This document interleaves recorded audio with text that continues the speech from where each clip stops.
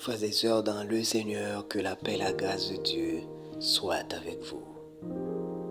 Encore une joie parfaite m'anime ce matin pour vous apporter cette méditation que nous allons trouver dans le livre de Jean, le chapitre 14, le verset 13, qui dit « Et tout ce que vous demanderez en mon nom, je le ferai, afin que le Père soit glorifié dans le Fils. » Tous les croyants ne savent pas demander au nom de Jésus.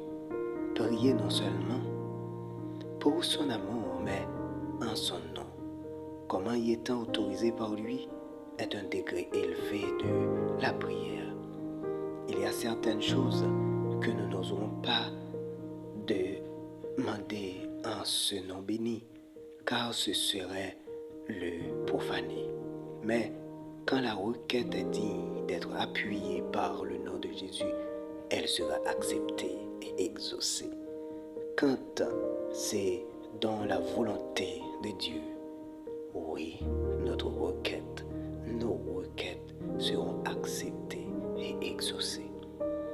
Il est d'autant plus sûr que cette prière réussira, qu'elle est pour la gloire du Père par le Fils.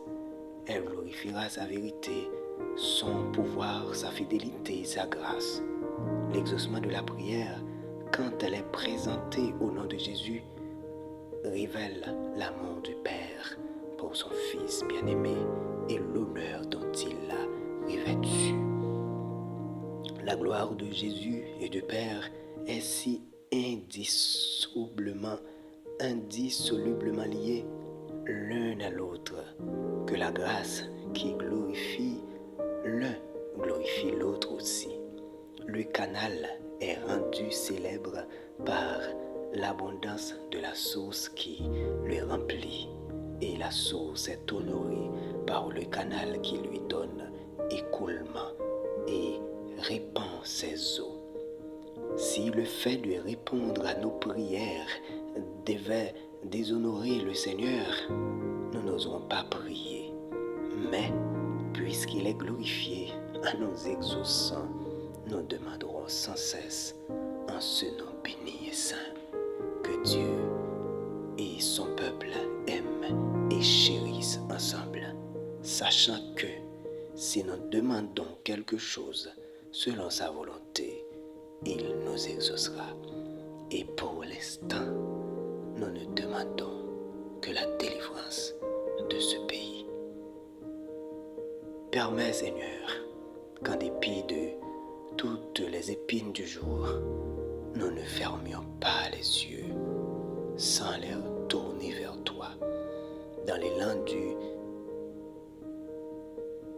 grand, tout-puissant et du service de Jésus, permet que le soir venant, aucune trace d'amertume ne subsiste au cœur de tes enfants.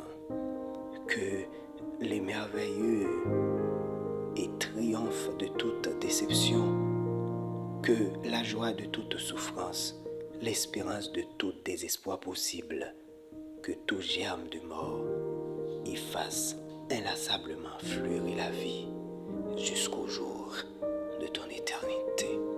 Alors, à l'heure où le paysage de notre existence s'étire les longues ombres annonciatrices du couchant, fais, ô Seigneur, que s'impose à notre conscience la certitude absolue du vivant amour. Et Seigneur, nous t'en prions, nous avons une prière très spéciale pour ce pays.